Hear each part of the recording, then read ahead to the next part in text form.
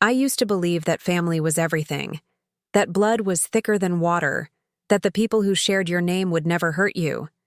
But sometimes the deepest wounds come from the hands we trust most.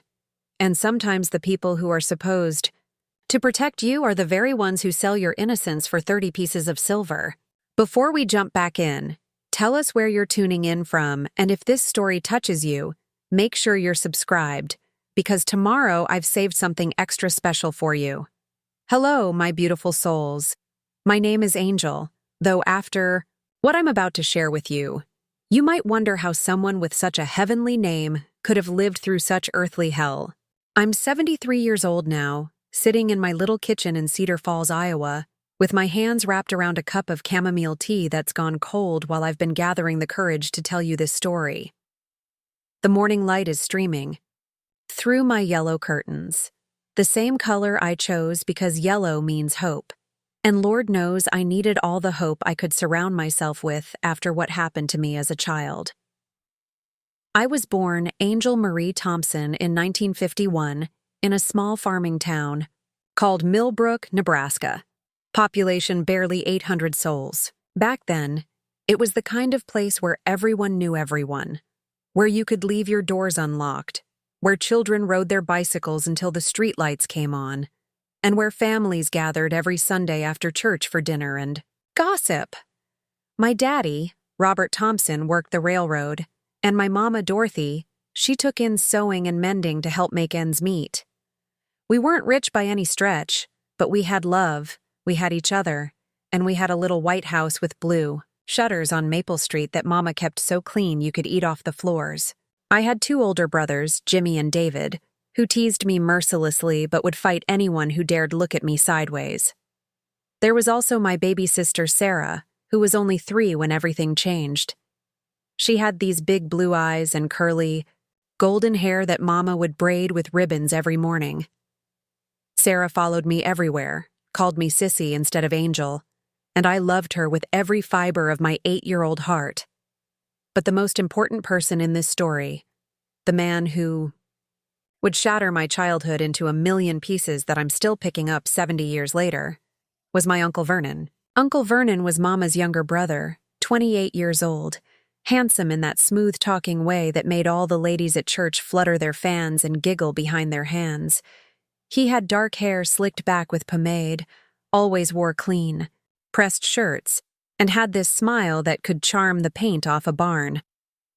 Uncle Vernon worked at the bank in the bigger town 20 miles away, and he drove a shiny black Buick that made him seem like the most sophisticated man in all of Nebraska. Every Friday evening, Uncle Vernon would come for dinner, bearing gifts for us children. Peppermint sticks from the city, comic books, sometimes even a small toy from the 5 and dime store. He would sit at our dinner table, entertaining us, with stories about city life, about the important people he met at the bank, about his dreams of moving to Omaha, or maybe even Chicago someday. Mama doted on him, always making his favorite pot roast and apple pie, always fussing over whether he was eating enough, whether he was taking care of himself living alone in that boarding house. Daddy wasn't quite as taken with Uncle Vernon as the rest of us were. I remember him saying once to Mama when he thought we children couldn't hear, "Dorothy, there's something about your brother that don't sit right with me. A man his age ought to be married, ought to have his own family to worry about instead of always sniffing around ours." But Mama would just shush him and say that Vernon was family, that family takes care of family, and that was the end of it. Uncle Vernon had this way of singling me out for special attention. He would bring me an extra piece of candy, let me sit on his lap while he told stories, call me his special little angel. At first, I felt so proud, so chosen. In a family of 4 children, being someone's favorite felt like winning a prize. He would tell me I was the prettiest little girl in all of Millbrook, that I was going to break hearts when I grew up, that I was his sunshine on cloudy days. When you're 8 years old and hungry for attention and affection, words like that feel like warm honey coating your heart. The first time something felt wrong was during the summer of 1959. I remember it was July because the corn was high and green, and Mama had just finished putting up preserves from the strawberry patch behind our house. Uncle Vernon had invited me to go with him to the county fair in the next town over. It was a Saturday, and Mama packed us a lunch in a wicker basket, made sure I wore my best yellow sundress with the tiny white flowers, and braided my hair with matching yellow ribbons. The fair was magical to my 8-year-old eyes.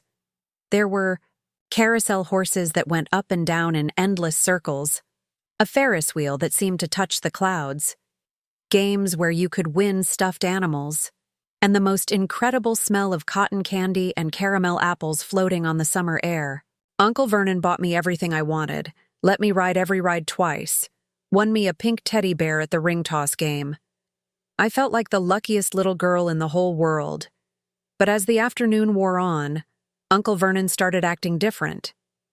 He kept checking his pocket watch, kept looking around like he was waiting for someone. When I asked if we could ride the carousel one more time, he said no, that we had somewhere important to go first.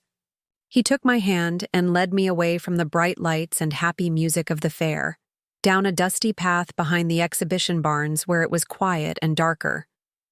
There were 3 men waiting there, men I had never seen before. They were older, maybe Uncle Vernon's age or even older, dressed in work clothes that smelled like tobacco and motor oil. They had hard faces and small, calculating eyes that looked at me in a way that made my stomach feel funny and scared. Uncle Vernon's whole manner changed when he saw them. The charming, jovial uncle who had been buying me treats and cheering me on the rides disappeared, replaced by someone nervous and sweaty despite the evening breeze. "This is her," Uncle Vernon said to the men, and his voice sounded strange, different. "This is Angel. She's a good girl, real quiet, won't cause any trouble."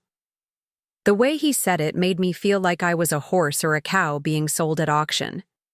I tried to hide behind Uncle Vernon's legs, but he gently pushed me forward toward the men. The tallest of the 3 men, who had a thick gray mustache and breath that smelled like whiskey, reached out and touched my hair. "Pretty little thing," he said, and the way he said it made my skin crawl like ants were walking all over me. "Vernon, you sure about this? She looks awful young, even for what we discussed." Uncle Vernon's face was red and shiny with sweat. "Now, she's perfect for what you want," he said quickly. "And remember, you promised me that $50 tonight. I need that money, boys. I need it bad." $50. In 1959, that was more money than my daddy made in a week working for the railroad. Preparing and narrating this story took us a lot of time, so if you are enjoying it, subscribe to our channel. It means a lot to us.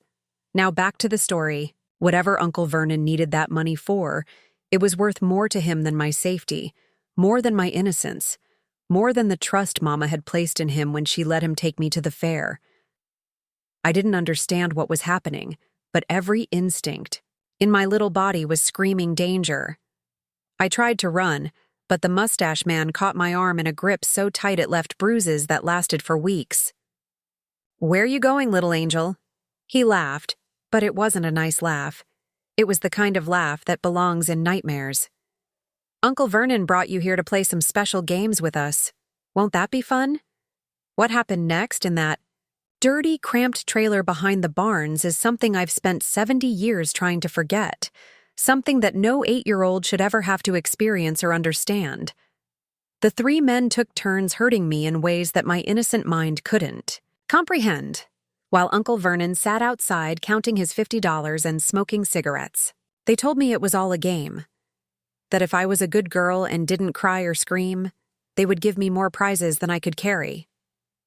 They told me that Uncle Vernon said it was okay, that this was what family does for each other. When it was over, when they had stolen pieces of my soul that I would never get back, they gave me a bag of penny candy and a small doll with yellow yarn hair. "You can't tell anyone about our special games," the mustache man said, his face so close to mine, I could see the yellow stains on his teeth. "If you tell your mama or your daddy or anyone else, something real bad will happen to your little sister Sarah. Do you understand me, Angel? Something real bad." The threat against Sarah was like a knife through my heart. I would have done anything, suffered anything, to protect my baby sister. So I nodded through my tears and promised to keep their terrible secret. Uncle Vernon drove me home in silence, the radio playing cheerful country music that seemed to mock the darkness that had settled over my world. Just before we reached our house, he pulled over to the side of the road and looked at me with eyes that held no trace of the uncle who had once called me his special little angel. "Angel," he said, and his voice was cold as winter ice. "What happened today is between us and nobody else. You're a smart girl, and smart girls know how to keep secrets. If you ever tell anybody, ever, I'll make sure something happens to your whole family. And remember, I know where you live, I know where you go to school, I know where you sleep at night. I'm family, Angel. I'm always going to be around." When we got home, Mama was waiting on the front porch, eager to hear about our wonderful day at the fair. "Did you have fun, sweetheart?" she asked, pulling me into her arms. "Did Uncle Vernon take good care of you?" I looked up at Uncle Vernon, standing there with that charming smile back on his face, acting like nothing had happened, like he hadn't just sold my innocence for $50. "Yes, Mama," I whispered, holding my new doll tight against my chest. We had a real nice time. It was the first lie I ever told my mother, but it wouldn't be the last. That night began a double life for me, where I had to pretend everything was normal while carrying a secret so heavy it felt like it might crush my small shoulders. The worst part wasn't just what had happened to me. The worst part was that Uncle Vernon continued to come for Friday dinners, continued to sit at our table, continued to accept Mama's love and hospitality and apple pie, all while knowing what he had done to her daughter. He would look at me across the dinner table and smile that same charming smile, but now I could see the monster hiding behind it. Sometimes he would even bring me gifts, little trinkets that felt like blood money, reminders of the price he had paid for my silence, and I stayed silent. For months, I carried that terrible burden alone, watching Uncle Vernon laugh and joke with my parents, watching Mama fuss over him and worry about his bachelor lifestyle, watching Daddy slowly warm up to him because Mama insisted family was family. The guilt was eating me alive from the inside out. I started having nightmares every night, stopped eating properly, became withdrawn and fearful of every adult man who came near me. Mama noticed the changes in me, of course. How could she not? Her bright, bubbly little angel had become a quiet, scared shadow of herself. "What's wrong with you lately?" she would ask, feeling my forehead for fever, checking my throat for signs of illness. "You're not yourself, sweetheart. Are you feeling poorly?" But how could I tell her that her beloved brother had sold me to strangers for money? How could I shatter her trust and love with the truth that would destroy our family? The breaking point came 3 months later, in October, when the leaves were turning gold and red, and Mama was preparing for our big family harvest dinner. Uncle Vernon had been acting strange again, paying too much attention to Sarah, bringing her extra treats, asking if she wanted to go for rides in his shiny black car. The thought of him doing to my baby sister what he had arranged for those men to do to me was more than my child's heart could bear. One night, after everyone had gone to bed, I crept into Mama and Daddy's room and shook Mama awake.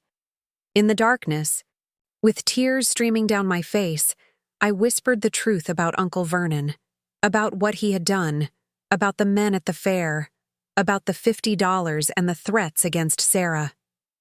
Mama's face went through so many emotions in those few minutes: disbelief, horror, rage, heartbreak, that I thought she might collapse right there on the bedroom floor.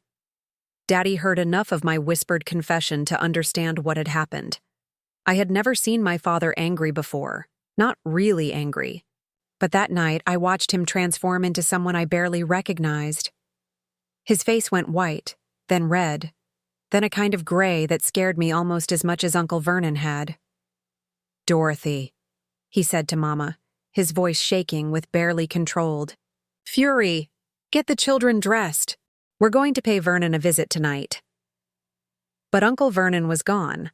When we arrived at his boarding house, the landlady told us he had packed up and left that very afternoon, said something about a job opportunity in California, paid his rent through the end of the month, and disappeared like smoke. He had taken everything, even the photograph of our family that Mama had given him the previous Christmas. It was like he had never existed, except for the damage he had done that would last a lifetime. The next few days were a blur of police, reports, doctor visits, and hushed conversations between Mama and Daddy that stopped whenever I entered the room. The doctor confirmed what I had told them, and the police said they would investigate, but without Uncle Vernon there to question, and with the men from the fair long gone, there wasn't much they could do. In 1959, in small-town Nebraska, these kinds of crimes were rarely prosecuted successfully, especially when they involved family members and the testimony of an 8-year-old girl. What followed were months of trying to heal, of learning to trust again, of slowly rebuilding the sense of safety that Uncle Vernon had shattered. Mama blamed herself, cried for days, kept saying she should have seen the signs, should have protected me better. Daddy threw himself into work, picking up extra shifts at the railroad, as if he could somehow work hard enough to undo what had been done to his little girl. The whole family was changed by Uncle Vernon's betrayal. We never spoke of him again, removed every photograph that included him, acted as if he had never existed. But his absence was almost as much of a presence as he had been. At every family gathering, every holiday dinner, every special occasion, there was an empty chair where Uncle Vernon's charm and laughter used to be, filled now only with the echoes of what he had stolen from us. For me, the path forward was long and difficult. I struggled in school, had trouble making friends, flinched whenever an adult man tried to be kind to me. The innocence that Uncle Vernon had sold for $50 was gone forever, replaced by a wariness and fear that colored every interaction, every relationship, every moment of joy with the shadow of what I had endured. But even in the darkest moments, when the nightmares were worst and the fear felt overwhelming, I held on to one truth that Uncle Vernon could never take away from me. I had found the courage to speak up, to protect my sister, to stop him from hurting anyone else in our family, and that courage, born from love and watered with tears, would eventually grow into the strength that would carry me through every challenge life had yet to throw at me. Little did I know that Uncle Vernon's betrayal was just the beginning of my story, not the end of it. The road ahead would be filled with struggles and setbacks, moments of doubt and despair, but also with unexpected allies, hard-won victories, and the gradual rebuilding of a life that Uncle Vernon thought he had destroyed with his greed and cruelty. Sometimes the deepest betrayals become the foundation for the greatest triumphs, and sometimes the people who try to break us end up making us stronger than we ever imagined we could be. The years following Uncle Vernon's disappearance were like living in a house where all the windows had been painted black. You could still move through the rooms, still go about your daily business, but the light never quite reached the corners where the shadows lived and breathed and whispered reminders of what had been taken from you. I was 9 years old when I realized that the world was not the safe, predictable place I had once believed it to be, and that realization changed everything about how I moved through it. Mama tried her best to help me heal, but in 1959, in small-town Nebraska, people didn't talk about the kinds of things Uncle Vernon had done to me. There were no counselors or therapists, no support groups or healing circles. There was just time, and the hope that time would somehow wash away the stains that couldn't be seen but felt like they covered every inch of my skin. Mama would sit with me on bad nights, stroking my hair and humming old hymns, but I could see the guilt eating away at her like acid. She blamed herself for trusting Vernon, for not seeing the wolf hiding behind his charming smile, for failing to protect her, little girl. Daddy dealt with his rage and helplessness the only way he knew how, by working.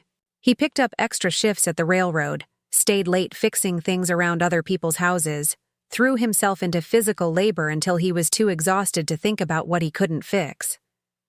Sometimes I would catch him looking at me with such sadness in his eyes that I wanted to apologize for being the cause of his pain. I started pretending to be better than I was, forcing smiles and trying to act like the carefree little girl I used to be, just to ease the burden of worry I saw weighing down my parents' shoulders. School became a minefield of triggers and terrors. Mrs. Henderson, my fourth-grade teacher, was a kind woman who noticed that something fundamental had changed in me. Where I had once been eager to answer questions and participate in class discussions, I now sat silent in the back row, flinching whenever she called on me. During recess, while the other children played tag and jumped rope, I would find quiet corners where I could watch for danger, always scanning the playground for unfamiliar men who might be friends of Uncle Vernon's coming to finish what he had started. The other children began to notice my strange behavior. Kids have a cruel instinct for sensing weakness, and my fear made me an easy target. They whispered about me when they thought I couldn't hear, called me weird and creepy, made up stories about why I had become so different. Angel Thompson talks to herself, I heard Lucy Morrison tell a group of girls by the swings. My mama says something bad happened to her family, something with her uncle, but she won't say what. The isolation was almost as damaging as the original trauma. I began to believe that I was fundamentally different from other children, that what Uncle Vernon had done to me had marked me in some visible way that everyone could see. I stopped trying to make friends, stopped joining in games, stopped raising my hand even when I knew the answers. The bright, curious little girl who had once been the teacher's pet faded away, replaced by a shadow who moved through her days trying to be invisible. At home, the changes in our family dynamics were subtle but profound. Uncle Vernon's betrayal had shattered Mama's faith in her ability to judge people, and she became overprotective to the point of suffocation. I wasn't allowed to walk to school alone anymore, couldn't play in the front yard without supervision, had to account for every minute of my day. Well-meaning neighbors who used to greet me with hugs and pats on the head were now viewed with suspicion. Mama would watch every interaction I had with adults, looking for signs of inappropriate behavior, ready to snatch me away at the first hint of danger. The worst part was the way Mama looked at me sometimes when she thought I wasn't paying attention. There was a mixture of pity and something else in her eyes, something that looked almost like fear. Not fear of me, but fear of what I represented, the proof that evil could touch our family, that her innocent little angel had been exposed to things no child should know about. I began to feel like a walking reminder of our family's shame, a living symbol of Mama's failure to protect what was most precious to her. Sunday dinners, which had once been joyful family gatherings, became tense affairs where Uncle Vernon's absence hung over the table like a dark cloud. The empty chair where he used to sit was removed, but we could all feel the space where it had been. Conversations that used to flow freely now stopped and started awkwardly, as if everyone was afraid of saying something that might remind me of what had happened. My brothers, Jimmy and David, began treating me like I was made of glass, afraid to tease me or roughhouse the way they always had before.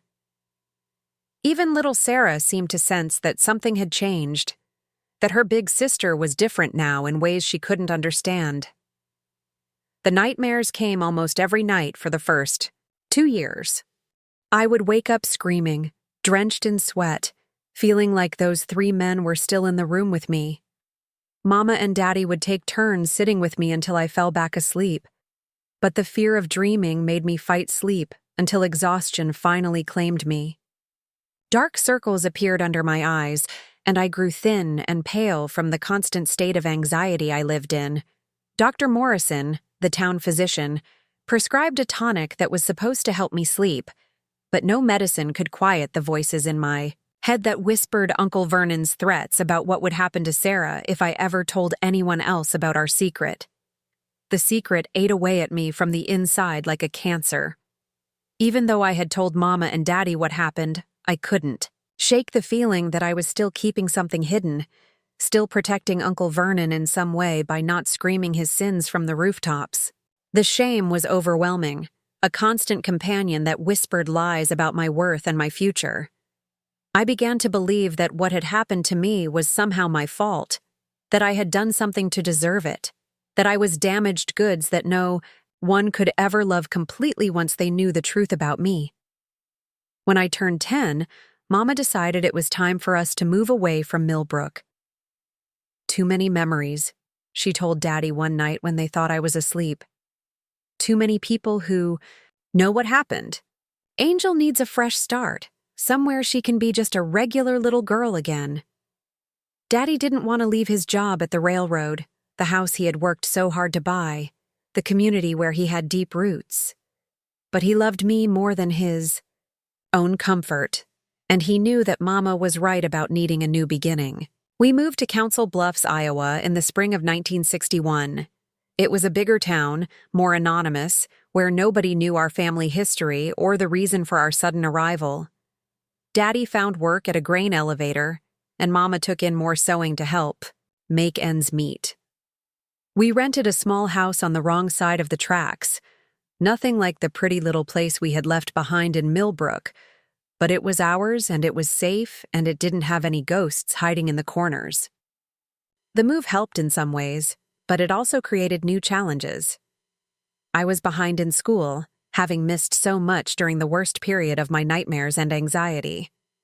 The other children at my new school spoke differently, dressed differently, and had social dynamics I didn't understand.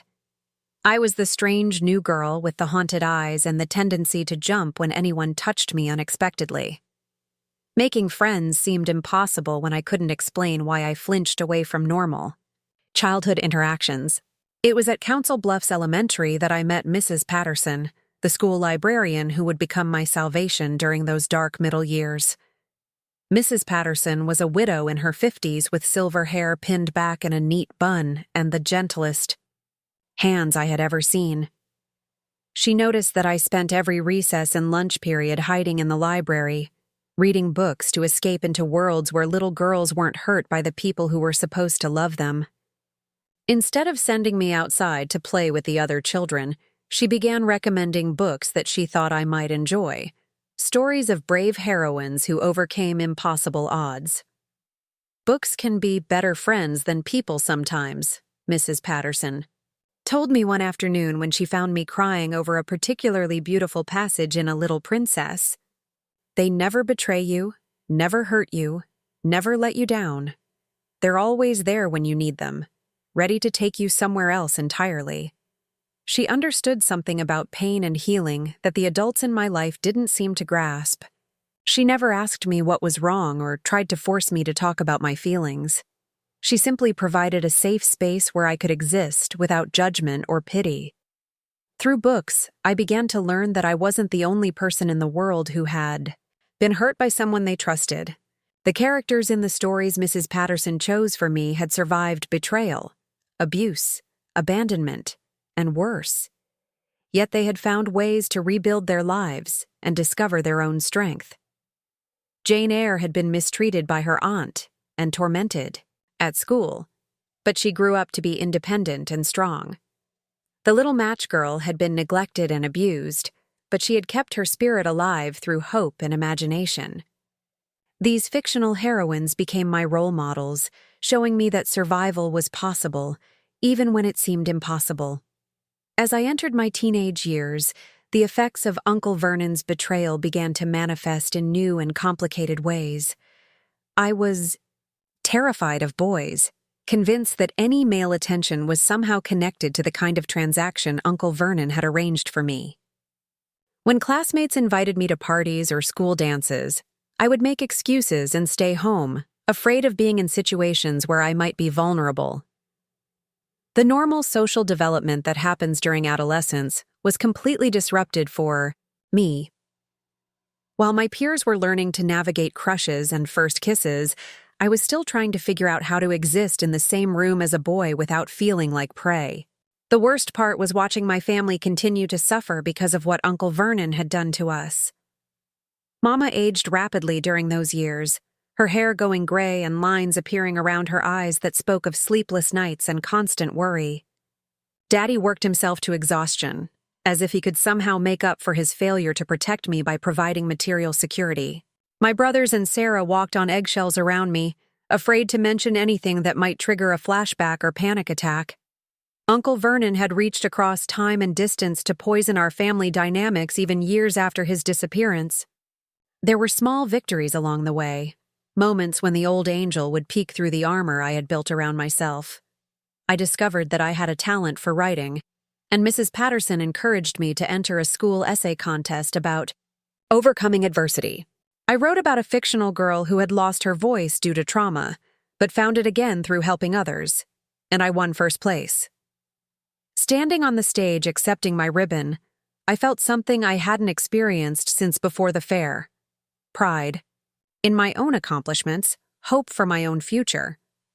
But these bright moments were often followed by setbacks that reminded me how far I still had to go.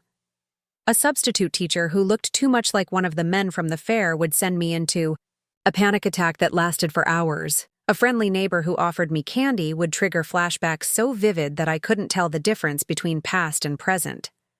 The healing process wasn't a straight line upward, but a zigzag path full of unexpected obstacles and painful reminders of what had been taken from me. High school brought new challenges and new opportunities for growth. I was academically gifted, despite my emotional struggles, and my teachers began to see potential in me that even I didn't recognize. Mrs. Evans, my English teacher, saw something in my writing that reminded her of the great American authors, a depth of feeling and understanding that came from having experienced real pain. She encouraged me to apply for a scholarship to the state university, something that would have been impossible for a railroad worker's daughter under normal circumstances. The idea of leaving home for college terrified me almost as much as it excited me. Part of me wanted desperately to escape the small-town atmosphere where I would always be defined by my trauma, where well-meaning people still looked at me with pity and whispered about what had happened to poor little Angel Thompson. But another part of me was afraid to venture into the wider world, afraid that I wasn't strong enough or healed enough to navigate the challenges that awaited me beyond the protective bubble my family had created. It was during my senior year of high school that I made my first real friend since the trauma. Her name was Rebecca Miller, and she was a transfer student from Chicago whose father had been relocated for work. Rebecca was everything I wasn't: confident, outgoing, fearless in her interactions with boys and authority figures alike. She had a wild laugh that could be heard across the cafeteria and a way of speaking her mind that both thrilled and terrified me. For reasons I couldn't understand, she decided that she wanted to be friends with the quiet, serious girl who spent most of her time reading in corners. Rebecca didn't know about my history, didn't see me as damaged or pitiable. To her, I was just Angel, the smart girl who could help her with homework and who wrote beautiful poetry that made her cry. She invited me to sleep over at her house, to go to movies and football games, to participate in the normal teenage activities that I had been avoiding for years. At first, I made excuses and turned down her invitations. But Rebecca was persistent, in the best possible way. She wouldn't take no for an answer, but she also never pressured me to do anything that made me uncomfortable. Through my friendship with Rebecca, I began to remember what it felt like to laugh without reserve, to be silly and spontaneous, to trust another person with my thoughts and feelings. She taught me how to put on makeup and helped me pick out a dress for the senior prom that made me feel beautiful for the first time since childhood. When I finally told her about Uncle Vernon and what he had done to me, she didn't recoil in horror or treat me like a victim. She hugged me fiercely and said, "Angel, what happened to you was horrible, but it doesn't define who you are. You're the strongest person I know, and I'm honored that you trusted me with your story." Rebecca's acceptance and friendship gave me the courage to start believing that maybe I could have a future that wasn't completely overshadowed by my past. Maybe I could go to college. Maybe I could have a career. Maybe I could even find someone who would love me despite the scars Uncle Vernon had left on my soul. For the first time since that terrible day at the county fair, I began to dream about possibilities instead of just surviving from one day to the next. But Uncle Vernon wasn't done with me yet. Just when I was beginning to believe that I might be free of his influence, just when I was starting to build a life that belonged to me instead of to the frightened little girl he had hurt, he would find a way to reach across the years and remind me that some betrayals echo forever, that some wounds never fully heal, and that the people who hurt us in childhood have a way of shaping our adult lives in ways we never could have imagined. The foundations I was building for my future were still shaky, still vulnerable to the earthquakes that would come when my past and present collided in ways I never could have anticipated. Uncle Vernon had stolen my innocence, but he hadn't finished, stealing my life, and the worst was yet to come. The scholarship letter arrived on a Tuesday morning in March 1969, delivered by old Mr. Henderson, who had been carrying mail through our neighborhood for as long as I could remember. I was 18 years old, standing in our tiny kitchen wearing Mama's old apron and stirring oatmeal for breakfast, when Mama called my name in a voice I had never heard before. She was holding a cream-colored envelope with the state university, seal embossed in gold, her hands trembling so badly she could barely tear it open. "Angel Marie Thompson," she read aloud, her voice cracking with emotion. "We are pleased to inform you that you have been awarded a full academic scholarship to the University of Iowa, including tuition, room, board, and a small stipend for books and personal expenses." The wooden spoon fell from my hand and clattered to the floor, sending drops of hot oatmeal scattering across Mama's clean linoleum. A full scholarship, a chance to leave Council Bluffs, to start over somewhere completely new, to become someone other than the girl whose uncle had betrayed her for $50. Daddy came running from the bedroom when he heard Mama crying, thinking something terrible had happened. When she showed him the letter, I watched his weathered face transform from worry to pride to something that looked almost like relief. "My little girl," he whispered, pulling me into his arms with the same gentleness he had shown me during the worst nights after Uncle Vernon's disappearance. "My brilliant little girl is going to college." It was the first time I had seen my father cry since the night I told him what Uncle Vernon had done to me. The months between receiving the scholarship and leaving for university were a whirlwind of preparation and mixed emotions.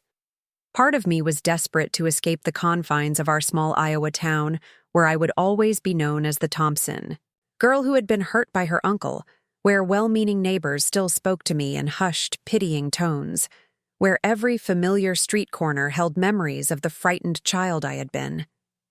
But another part of me was terrified to leave the protective cocoon my family had built around me, the safe routines and familiar faces that had become my armor against a dangerous world. Mama threw herself into preparing me for college life, with the same fierce determination she had once used to protect me from Uncle Vernon's lingering threats. She sewed new clothes for me, practical dresses and skirts that would be appropriate for a serious student. She taught me how to balance a checkbook, how to do my own laundry, how to cook simple meals in case the dormitory food wasn't suitable. Most importantly, she sat me down one evening in late summer and had the conversation we had been avoiding for years. "Angel," she said, taking my hands in hers, "you're going to meet new people at university, people who don't know about what happened to you when you were little. You have a choice to make about what parts of your story you want to share and what parts you want to keep private." Her eyes were soft but serious, filled with a wisdom born from years of watching me struggle to heal. What Uncle Vernon did to you was evil and wrong, but it doesn't have to define your entire life. You get to decide who you want to be now. Those words hit me like lightning, illuminating a truth I had never fully grasped before. For 10 years, I had been living as if Uncle Vernon's betrayal was the most important thing about me, as if the trauma he had inflicted was written across my forehead for everyone to see. But Mama was right. I had a choice. I could choose to be a victim forever, or I could choose to be a survivor who had learned something valuable about resilience and strength. I could choose to let Uncle Vernon's evil actions continue to control my life, or I could choose to take that control back. The drive to Iowa City in September 1969 felt like traveling to another planet. Daddy had borrowed his friend's pickup truck to transport my belongings, which fit easily into 2 cardboard suitcases and a small trunk that had belonged to my grandmother. As we crossed the state line into Johnson County, I pressed my face against the window and watched the landscape change from the flat farmland I had known all my life to rolling hills dotted with trees that were just beginning to turn autumn colors. The University of Iowa campus was larger and more beautiful than anything I had ever imagined. Gothic Revival buildings made of warm yellow limestone stretched across perfectly manicured lawns, and everywhere I looked there were young people, my age, carrying books and talking animatedly about classes and professors and ideas that sounded sophisticated and worldly. For the first time in years, I felt truly excited about my future, instead of just grateful to have survived my past. My dormitory room was on the 3rd floor of Burge Hall, a brick building that housed 200 freshman girls. My roommate was a petite blonde named Patricia Caldwell from Des Moines, whose father was a successful businessman and whose biggest worry seemed to be whether her wardrobe was fashionable enough for university social events. Patricia was kind, but completely foreign to me, a girl who had never known real fear or trauma, who moved through the world with a confidence I could barely comprehend. The first few weeks of college were overwhelming in the best possible way. I threw myself into my studies with an intensity that surprised even me, earning perfect marks in English literature, psychology, and history. My professors began to notice my dedication and the depth of insight I brought to class discussions. Professor Williams, who taught Victorian literature, pulled me aside after a particularly engaging seminar on Jane Eyre and said, "Miss Thompson, you have an unusual understanding of literature that deals with suffering and redemption. Have you considered pursuing graduate studies?" Graduate school had never occurred to me. I had been so focused on simply surviving college that I hadn't thought beyond earning my bachelor's degree. But Professor Williams saw potential in me that I was only beginning to recognize in myself. She encouraged me to consider majoring in English with a focus on trauma literature, to study the ways that authors had used writing to process and heal from devastating experiences. For the first time, I began to see my own pain not as something to hide from, but as something that might actually give me insight and empathy that could help others. It was in my sophomore year that I met David Peterson, a junior studying social work who would become my first real boyfriend and, eventually, my husband. David was tall and gentle, with kind eyes behind wire-rimmed glasses and a quiet confidence that reminded me of my father. Unlike the other boys I had encountered in college, David never pressured me for physical intimacy or made me feel like I owed him anything in exchange for his attention. He seemed content to spend hours talking with me about books and ideas, walking across campus in comfortable silence, or simply sitting together in the library while we worked on our respective assignments. Our relationship developed slowly, carefully, like a delicate plant being tended in ideal conditions. David sensed that I carried some deep hurt without ever demanding to know the details. He respected my boundaries, never pushing me to move faster than I was ready for, never making me feel broken or damaged because of my cautiousness around physical affection. When I finally told him about Uncle Vernon, almost a year into our relationship, David's response was exactly what I needed to hear. "Angel," he said, holding my hands as we sat on a bench overlooking the Iowa River, "what happened to you as a child was a terrible crime, but it doesn't change how I feel about you. You're the strongest, most compassionate person I know, and I love you exactly as you are." His acceptance felt like a miracle, proof that it was possible for someone to know the worst thing about me and still choose to love me completely. David's love gave me the courage to explore parts of myself that I had kept locked away since Uncle Vernon's betrayal. I joined the campus literary magazine and began publishing essays about healing from childhood trauma. I volunteered at a local crisis center using my own experience to help other women who had survived abuse. Most importantly, I started therapy with Dr. Elizabeth Morrison, a psychologist who specialized in treating survivors of childhood sexual abuse. Dr. Morrison was nothing like what I had expected from a therapist. She was a woman in her 40s, with silver-streaked hair and a direct, no-nonsense manner that put me immediately at ease. She didn't treat me like a fragile victim who needed to be handled with kid gloves. Instead, she challenged me to examine the ways that Uncle Vernon's betrayal had shaped my beliefs about myself, my relationships, and my place in the world. "Angel," she said during one particularly difficult session, "you've survived something that would have destroyed many people. But surviving isn't the same as thriving. The question now is whether you're going to let what happened to you continue to limit your life, or whether you're going to reclaim your power and use your experience to help others heal." Her words forced me to confront a truth I had been avoiding. I had been living in survival mode for so long that I had forgotten what it felt like to actually live. Therapy was painful, but transformative. I learned that the shame I carried wasn't mine to bear, that the guilt I felt about Uncle Vernon's actions was misplaced, that the fear that still sometimes overwhelmed me was a natural response to trauma, but didn't have to control my choices. Slowly, gradually, I began to reclaim pieces of myself that I had thought were lost forever. I learned to enjoy physical affection with David without flashbacks or panic attacks. I discovered that I could be alone with older men without automatically assuming they meant me harm. Most importantly, I realized that my story didn't have to end with Uncle Vernon's betrayal. During my junior year, I decided to change my major from English to social work, inspired by David's passion for helping others and by my own growing desire to use my experience to make a difference. I wanted to work with children who had been abused, to be the advocate I had needed when I was 8 years old and scared and alone. My academic advisor warned me that the field would be emotionally challenging for someone with my history, but I was determined to prove that my trauma could become my strength. The summer before my senior year, I got an internship at a children's advocacy center in Cedar Rapids, working with kids who had been removed from abusive homes. My supervisor, Mrs. Janet Hughes, was a seasoned social worker who had seen every kind of family dysfunction imaginable.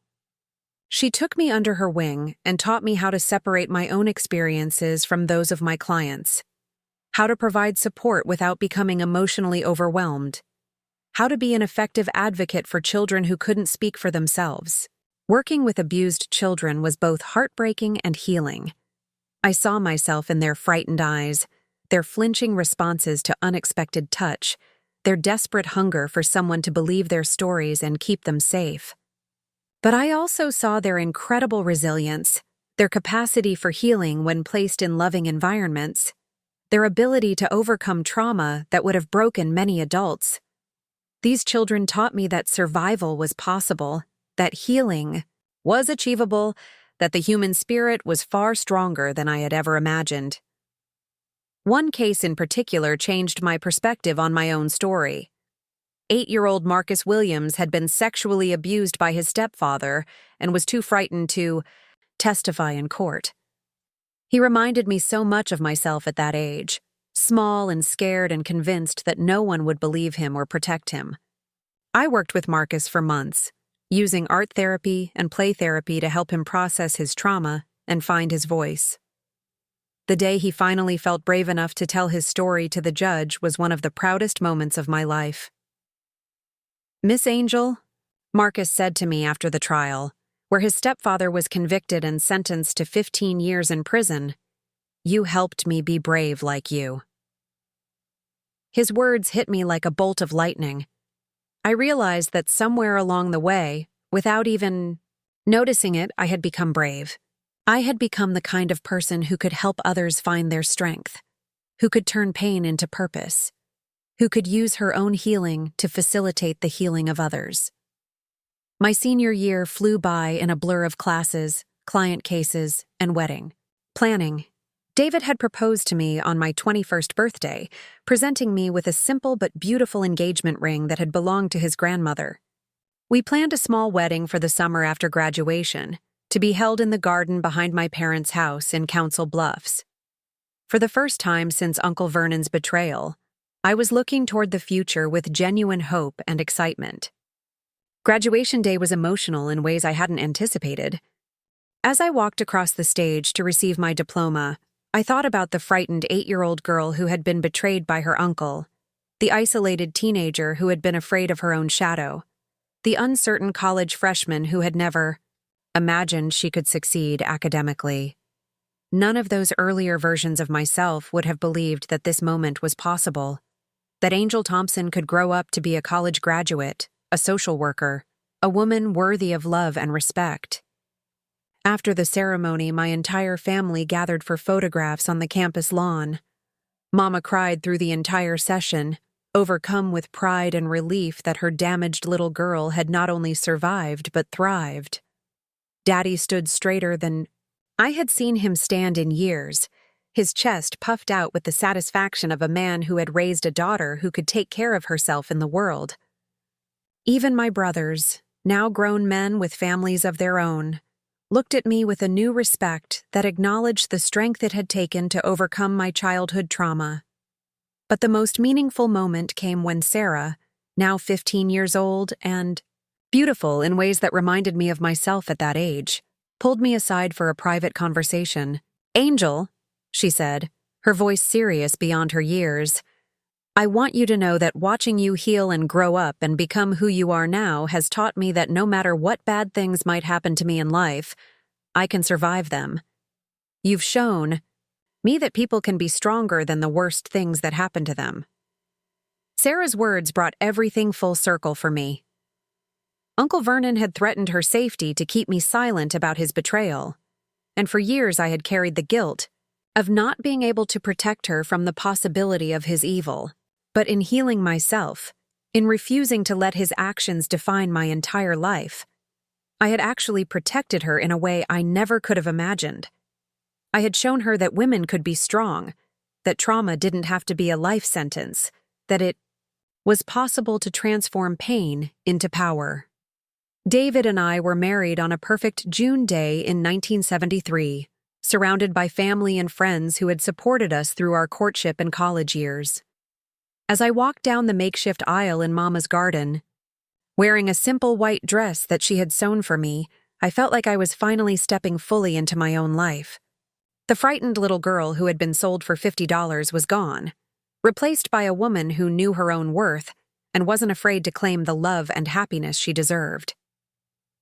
Our honeymoon was a weekend trip to the Amana colonies, a modest celebration that was perfect for our simple tastes and limited budget. As we walked through the historic villages, holding hands and planning our future together, I realized that I had accomplished something I once thought impossible. I had escaped Uncle Vernon's shadow. I had built a life that was truly mine, filled with people who loved and respected me, work that gave my pain meaning and purpose, and a partner who saw my strength rather than my scars. But even as I celebrated these victories, I knew that my journey wasn't finished. There were still parts of my story that remained unresolved, still ways that Uncle Vernon's betrayal continued to influence my life and choices. I had learned to thrive despite my trauma, but I hadn't yet confronted the deeper questions about justice, forgiveness, and what it meant to truly heal from such a profound betrayal. The foundation I had built was strong, but it was about to be tested in ways I couldn't yet imagine, because sometimes the past has a way of catching up with us just when we think we've left it behind forever. 25 years passed like pages turning in a well-loved book, each chapter bringing new joys, new challenges, and the steady accumulation of a life well lived. David and I built a beautiful marriage based on mutual respect, deep love, and a shared commitment to helping children who had experienced trauma similar to my own. We were blessed with 2 wonderful children, Michael and Jennifer, who grew up knowing they were loved unconditionally, but never knowing the full details of why their mother was so passionate about protecting vulnerable children. By 1998, I was 55 years old and had established myself as one of the most respected child welfare advocates in Iowa. I had earned a master's degree in social work, published articles about trauma recovery, and testified before state legislators about the need for better protection of abused children. Our family lived in a beautiful Victorian house in Cedar Falls, with a wraparound porch where David and I would sit on summer evenings, watching our teenagers play basketball in the driveway, and feeling grateful for every ordinary moment of happiness. My work at the Children's Protection Center had become my calling and my passion. I specialized in cases involving family members who had betrayed the trust of the children in their care, and I had developed innovative therapy techniques that helped young victims find their voices and reclaim their power. Every child I helped heal was, in some small way, a victory over Uncle Vernon and the damage he had tried to inflict on my soul. I had transformed my own pain into a shield that protected other innocents from the kind of evil I had experienced. It was a Tuesday morning in October when the call came that would shatter the peaceful life I had built and force me to confront ghosts I thought had been buried forever. I was sitting in my office, reviewing case files and preparing for a court appearance, when my secretary buzzed me to say there was a long-distance call from someone claiming to be my cousin. I almost didn't take it, assuming it was some kind of telemarketing scam, but something made me pick up the phone. Angel? Angel Thompson? The voice was female, elderly, and vaguely familiar in a way that made my stomach clench with unexplained anxiety. "This is your cousin Margaret, Vernon's daughter. I know it's been many years, but I need to talk to you about my father." The phone nearly slipped from my suddenly nerveless fingers. Vernon had a daughter. Uncle Vernon, the man who had sold my innocence for $50, had somehow managed to father a child despite his monstrous nature. Margaret's voice continued, shaky with emotion. "My father is dying, Angel. He's in a nursing home here in Sacramento, California, and he's been asking for you. He says he needs to make amends before he goes to meet his maker. I know there was some kind of falling out between him and your family years ago, but I thought you should know." The irony was almost too much to bear. Uncle Vernon, who had never shown a moment's remorse for destroying my childhood, was now supposedly concerned about making amends on his deathbed. I sat in stunned silence for several long moments, my mind reeling with 1,000 different emotions. Rage at his audacity in thinking he could simply apologize and be forgiven. Fear that seeing him again would undo all the healing I had accomplished over the years. Curiosity about what kind of lies he had told his daughter about our family's history. And underneath it all, a small, persistent voice that wondered if perhaps this could be the closure I had never known I needed. "I don't think that's a good idea, Margaret," I finally managed to say.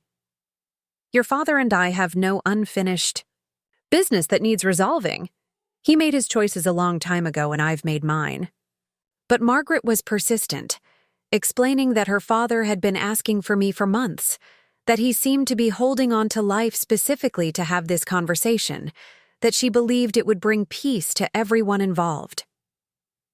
After hanging up the phone, I sat in my office for the rest of the day, unable to concentrate on anything except the bombshell that had just exploded in my carefully ordered life. Uncle Vernon was alive. For 40 years, I had assumed he was probably dead. That time and his own destructive choices had finally caught up with him. I had built my life and my peace on the foundation of knowing he could never hurt me or anyone else again.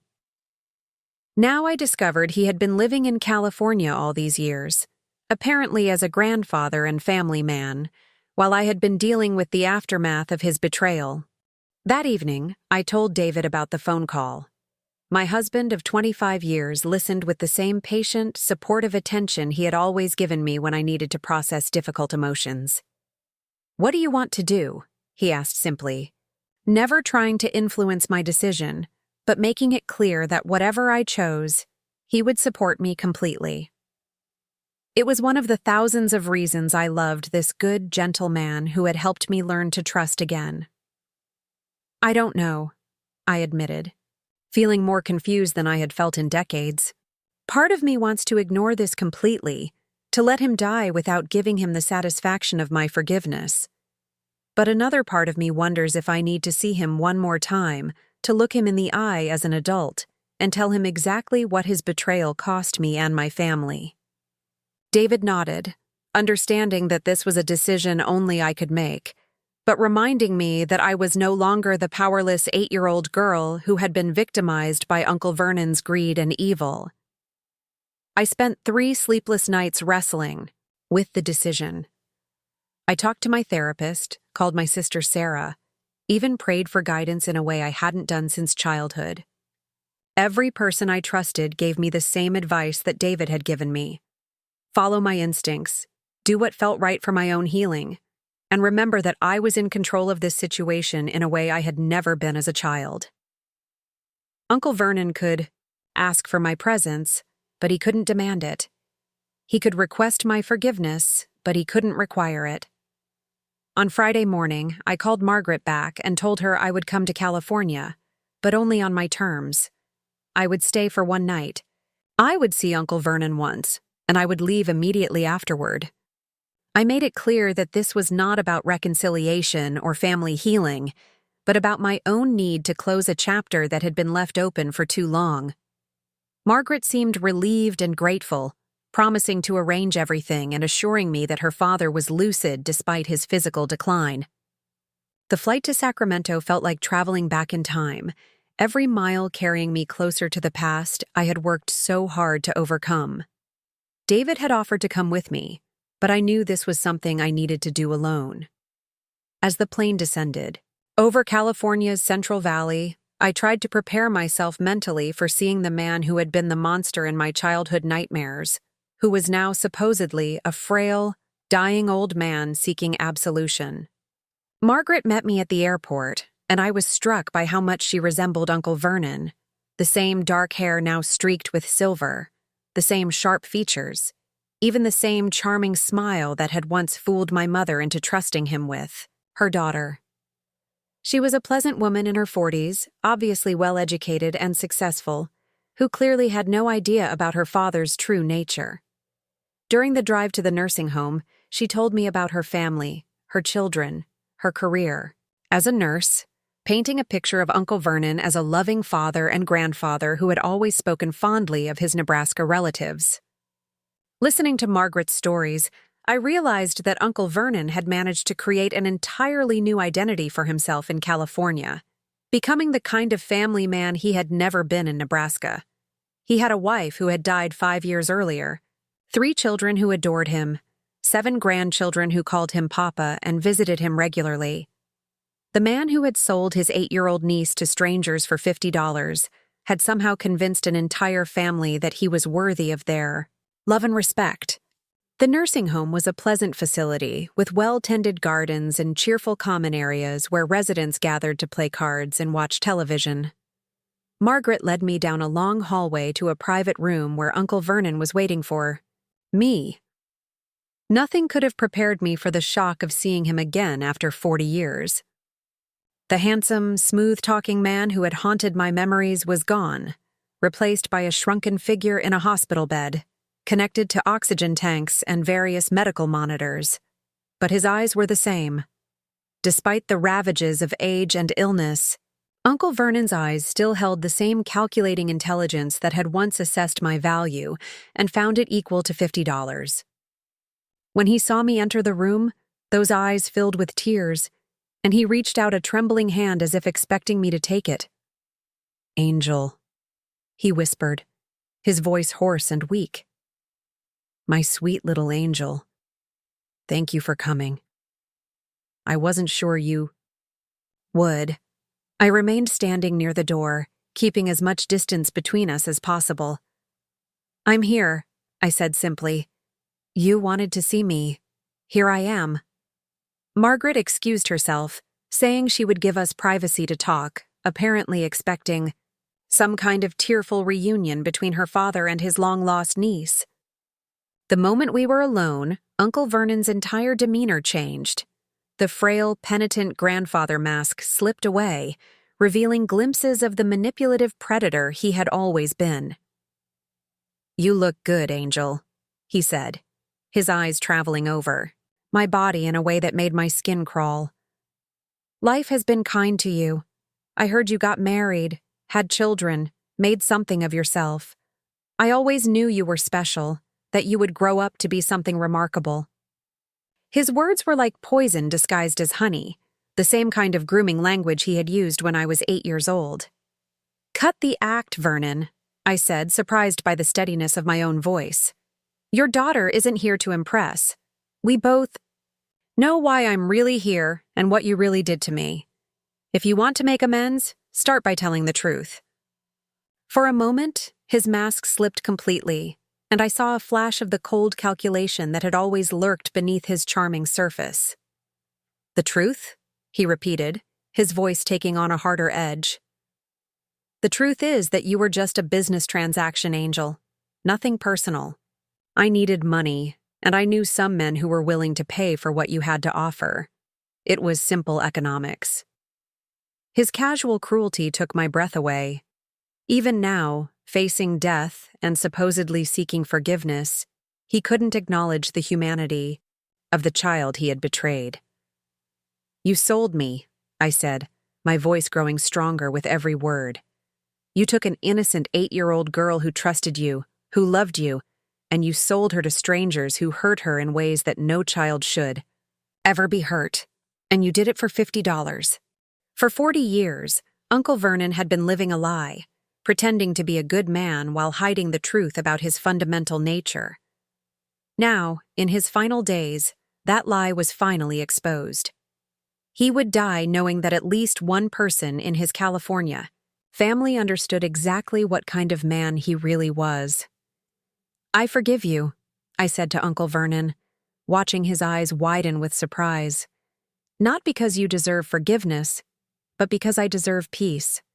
I forgive you so that I can finally be completely free of you and the hold you've had over my life." His mouth opened as if to respond, but no words came out. Perhaps he finally understood that my forgiveness was not a gift to him, but a gift I was giving to myself. I turned to Margaret, who was crying silently as she struggled to reconcile the father she had loved with the monster she had just discovered. "I'm sorry you had to learn this," I told her, "but you deserve to know the truth about who your father really is. What you do with that knowledge is entirely up to you." Margaret nodded, unable to speak, but I could see in her eyes that she understood the terrible gift I had given her. I left Sacramento that evening, flying back to Iowa with a lightness in my heart that I hadn't felt in decades.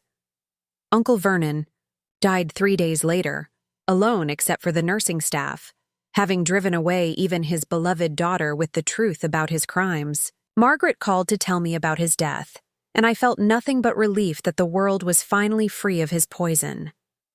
The closure I had gained from confronting Uncle Vernon was more complete than I had ever imagined possible.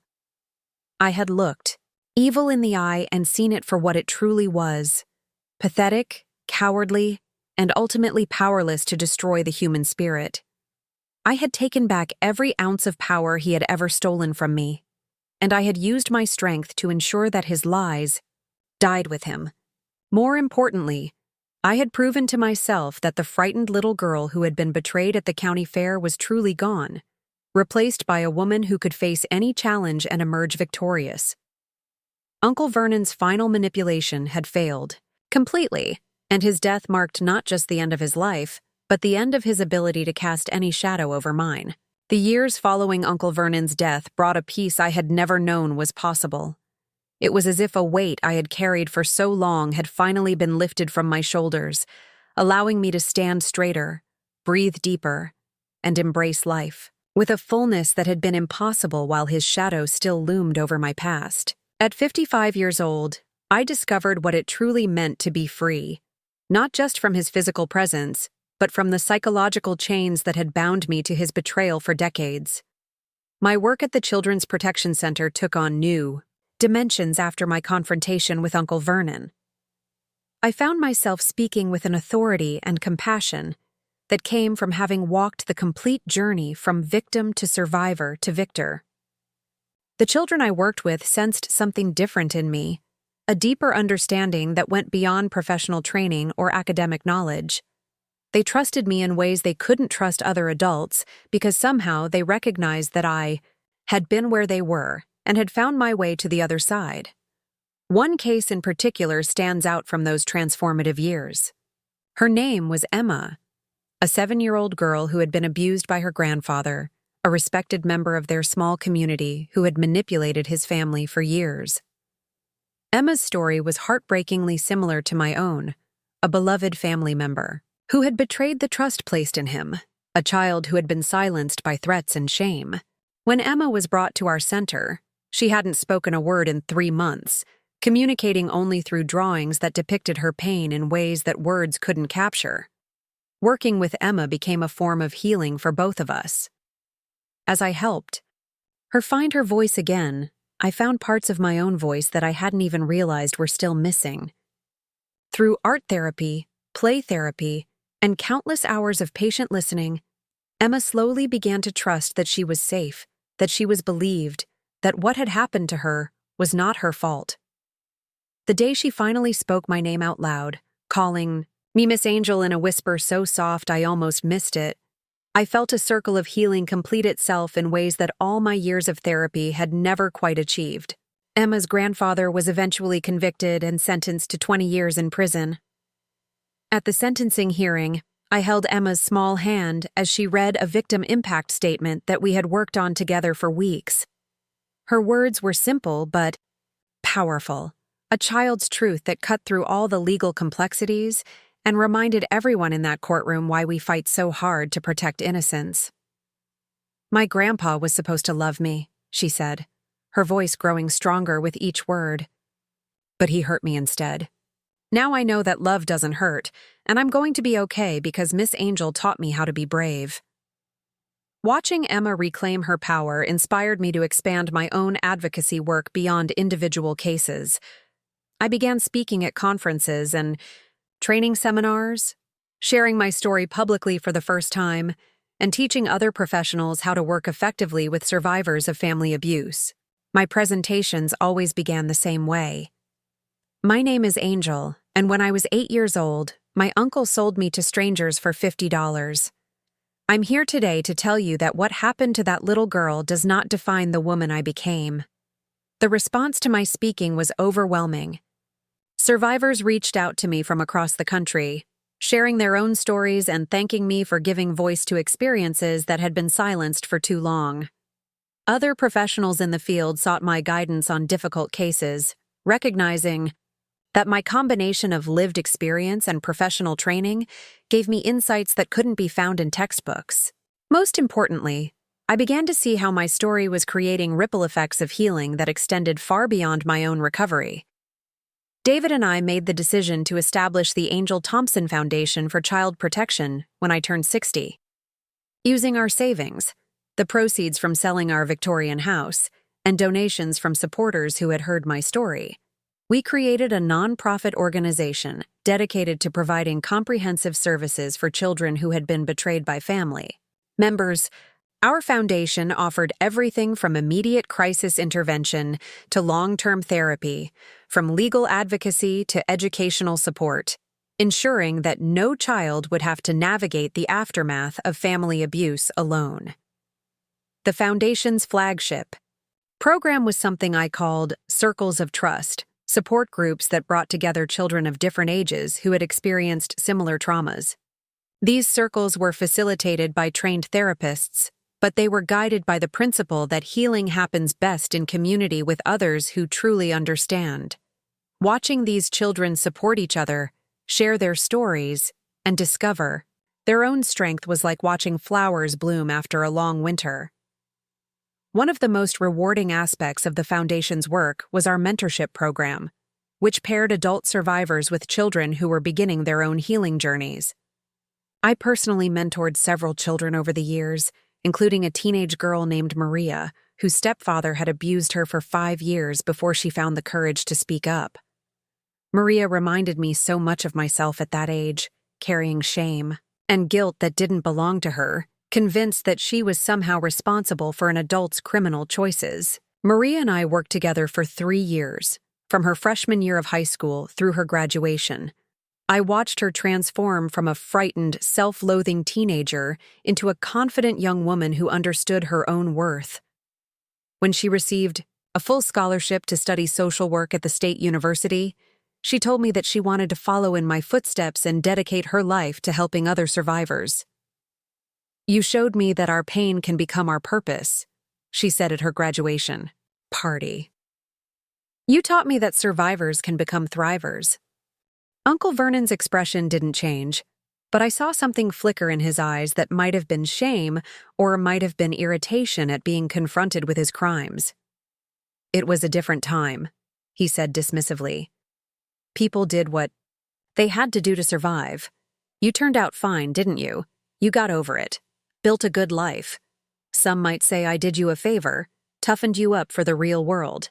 His words hit me like physical blows, each one designed to minimize his crime and shift responsibility away from himself. That's when I realized that this entire deathbed reconciliation was just another manipulation. Uncle Vernon hadn't asked me to come to California because he was genuinely remorseful or because he wanted to make amends. He had summoned me because he wanted to maintain the fiction he had created for his California family, the story of himself as a good man who had somehow lost touch with his beloved Nebraska relatives due to some minor misunderstanding. "You haven't changed at all," I said, feeling a strange sense of clarity washing over me. "You're still the same selfish, manipulative predator you were 40 years ago. The only difference is that now you're too old and sick to hurt anyone else."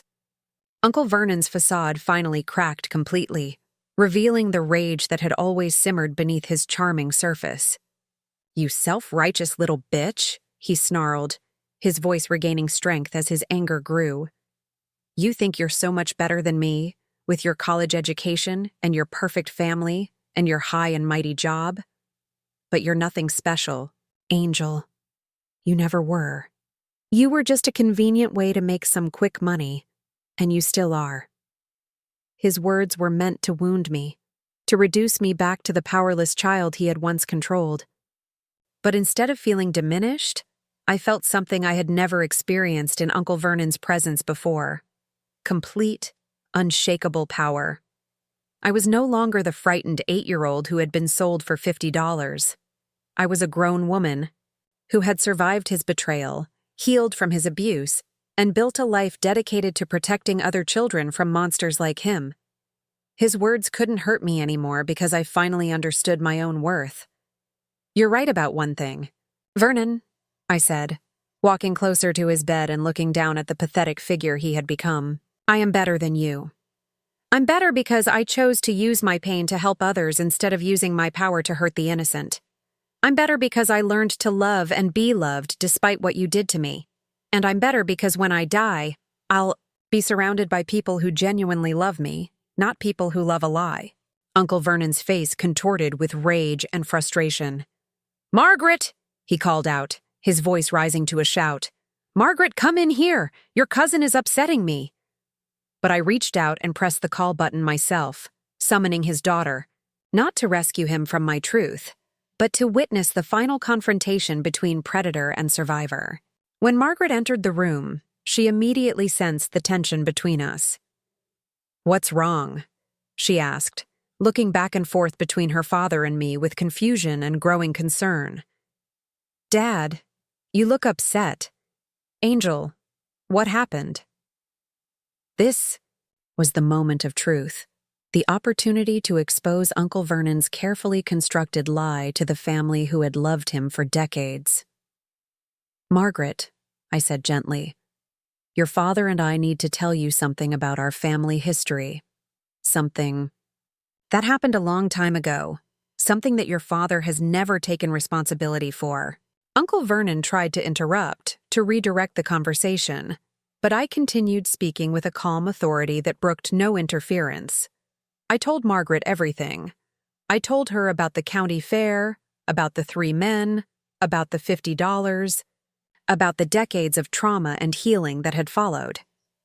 I told her about the family that had been shattered by her father's betrayal, about the innocent child who had been sold like a commodity, about the monster who had hidden behind a charming smile while he arranged for strangers to rape his 8-year-old niece. Margaret's face went through a series of emotions as I spoke: disbelief, horror, denial, and finally, a terrible understanding. She looked at her father with new eyes, seeing him perhaps for the first time as he really was, rather than as the loving patriarch she had always believed him to be. "Dad," she whispered, "please tell me this isn't true. Please tell me Angel is lying." But Uncle Vernon couldn't lie anymore.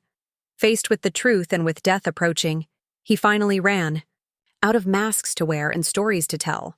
"It was a long time ago," he said weakly. "It was different then. I was young and stupid and desperate for money. I made a mistake." Even in his confession, he was still minimizing his crime, still trying to frame child sexual abuse as a simple error in judgment. Margaret stared at her father in horror, the foundation of her understanding about him crumbling beneath her feet. "You sold her," she said, her voice barely above a whisper. "You sold your own niece to men who hurt her. How could you do such a thing? How could you live with yourself all these years?" Uncle Vernon had no answer that could possibly satisfy her or justify his actions. I felt a profound sense of closure watching Margaret finally see her father clearly. My children, Michael and Jennifer, grew up surrounded by the work of healing and protection, and both were inspired to pursue careers that served others. Michael became a pediatrician specializing in trauma medicine, while Jennifer became a family law attorney focusing on children's rights. At family gatherings, we would often discuss our cases and share strategies for helping vulnerable children, creating a legacy of protection that extended through multiple generations. The most profound healing came through my relationship with my own grandchildren. When Michael's son Jake was born, I experienced a tenderness and protectiveness that I had never known was possible. Holding that perfect, innocent baby in my arms, I made a silent vow that no child in our family would ever experience the kind of betrayal that had shaped my childhood. I would be the kind of grandmother who created safety instead of danger, who built trust instead of destroying it, who used her strength to protect rather than exploit. As Jake and his younger sister Lily grew, I told them age-appropriate versions of my story, helping them understand why their grandmother was so passionate about protecting children, why she sometimes got sad when she talked about her uncle, why she had dedicated her life to making the world safer for kids like them. These conversations weren't easy, but they were necessary.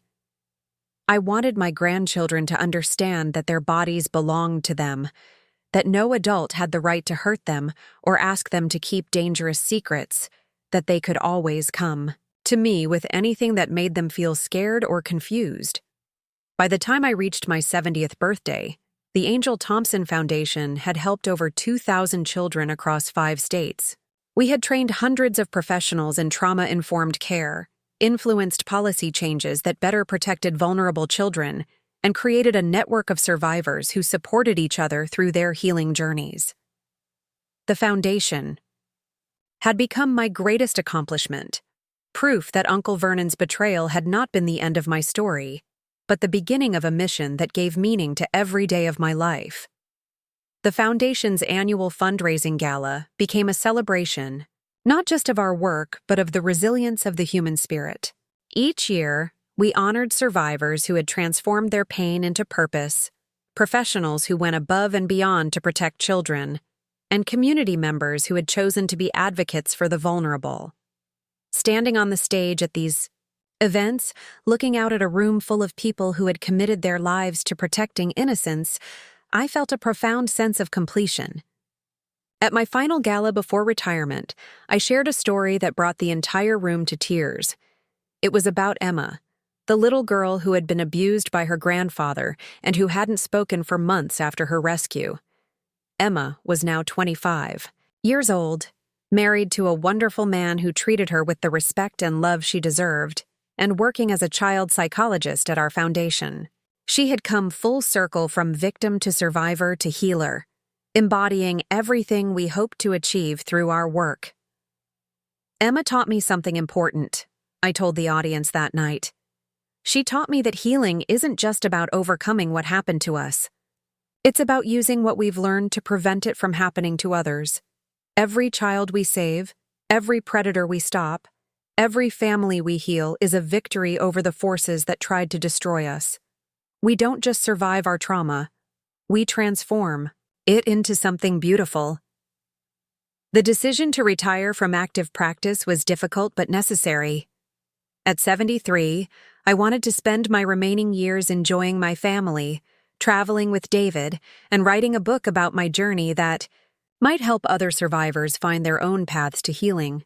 The foundation was in excellent hands with a new generation of passionate advocates, many of whom were survivors themselves who had been inspired by our work to dedicate their lives to protection and healing. My memoir, From Betrayal to Purpose, A Survivor's Journey, was published when I was 74 and became a bestseller that reached readers around the world. The book detailed my complete story, from Uncle Vernon's initial betrayal through my eventual confrontation with him on his deathbed, but it focused primarily on the healing journey and the work of transformation that had defined my adult life. Readers wrote to me from every continent, sharing their own stories and thanking me for giving them hope that their pain could also become their purpose. The book signings and speaking engagements that followed publication were bittersweet experiences.